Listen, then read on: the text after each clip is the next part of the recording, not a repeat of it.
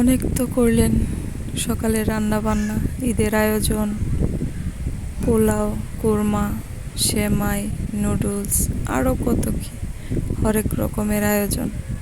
কিন্তু কখনো কি নিজের কথা ভেবেছেন? আজকে একটা ঈদের দিন, নিজে খুব সুন্দর করে একটু সাজবেন, নিজেকে একটু আয়নায় দেখবেন, নিজেকে পরিপাটি করবেন, সবার সামনে নিজেকে তুলে ধরবেন। ঈদ তো আর প্রতিদিন আসে না, যেটা আজকে না হোক কালকে হয়ে যাবে। বছরে দুইটা ঈদ অন্তত নিজের জন্য একটু সময় রাখা তো যায়, তাই না? তো দেরি কেন, সব কিছু গুছিয়ে নিন।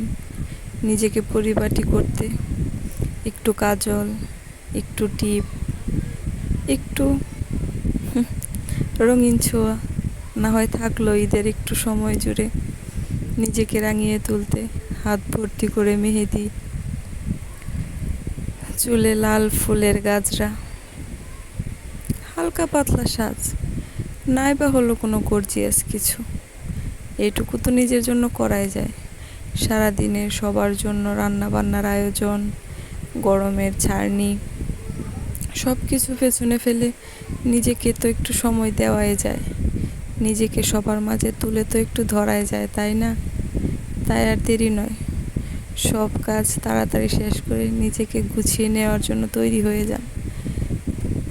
ঈদ সবার জন্যই, যেখানে ছোট থেকে বড়, বাড়ির বউ থেকে মেয়ে, সবাই তো একটু অন্যরকম হতে চায়, তাই না?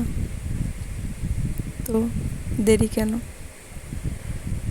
জ্বলে উঠুন আপনার নিজের শক্তিতে, নিজেকে রাঙিয়ে তুলুন রঙিন ছোঁয়ায়। ঈদের দিনে মন খারাপ করে থাকাটা মনে হয় বোকামি। কে আপনাকে দেখলো, কে আপনার প্রশংসা করলো, কে আপনাকে কি বলল, তাতে কিছু যায় আসে না। আপনি আপনার চোখে সুন্দর হয়ে উঠুন, আপনার চোখে নিজেকে রাঙিয়ে তুলুন, দেখবেন ঈদটা অনেক আনন্দময় হয়ে গেছে। আর কার জন্য না হোক, নিজের জন্য এটুকু তো করাই যায়, তাই নয় কি? আমি তো সেজে উঠেছি, তো আপনারা দেরি কেন? আপনারাও সেজে উঠুন নিজ শক্তিতে।